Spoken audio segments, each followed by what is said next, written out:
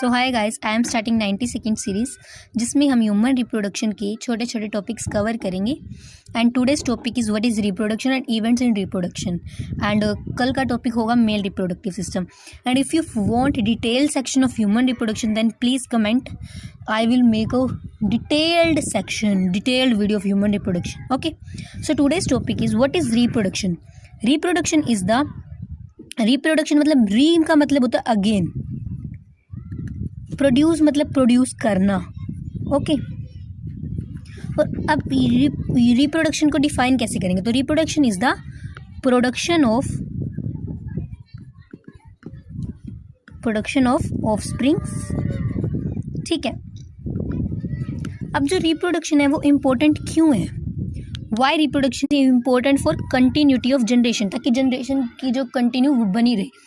अगर ह्यूमन की जो स्पीशीज़ है वो रिप्रोड्यूस नहीं करेंगे तो फिर आने वाले टाइम में ह्यूमन की स्पीशीज़ खत्म हो सकती है। अगर डॉग्स की जो स्पीशीज़ अगर वो रिप्रोड्यूस नहीं करेंगे तो डॉग्स की स्पीशीज़ भी खत्म हो सकती है। इसीलिए रिप्रोडक्शन इंपॉर्टेंट है for continuity of generation. Humans are sexually reproducing viviparous. Viviparous का मतलब है direct giving birth to young ones. आता है इवेंट्स इन रिप्रोडक्शन। रिप्रोडक्शन में इवेंट्स क्या आते हैं? सबसे पहले आता है गैमेटोजेनेसिस। गैमेटोजेनिस का मतलब होता है गैमिट की फॉर्मेशन करना, गैमिट को बनाना।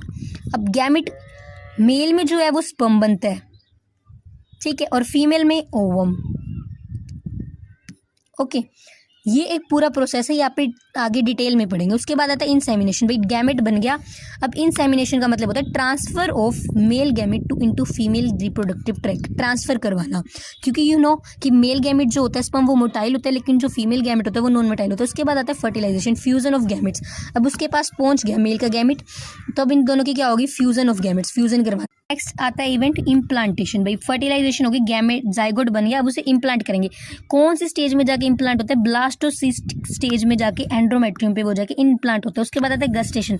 भाई अब इम्प्लांटेशन भी होगी, अब गस्टेशन डिलीवरी मतलब 9 मंथ डेवलपमेंट वाला पीरियड चलेगा। उसके बाद आता है पार्चुरेशन। भाई 9 मंथ डेवलपमेंट होगी, अब डिलीवरी हो जाएगी बेबी की। अब नेक्स्ट टॉपिक होगा हमारा मेल रिप्रोडक्टिव सिस्टम, ये हम नेक्स्ट वीडियो में करेंगे। So stay blessed.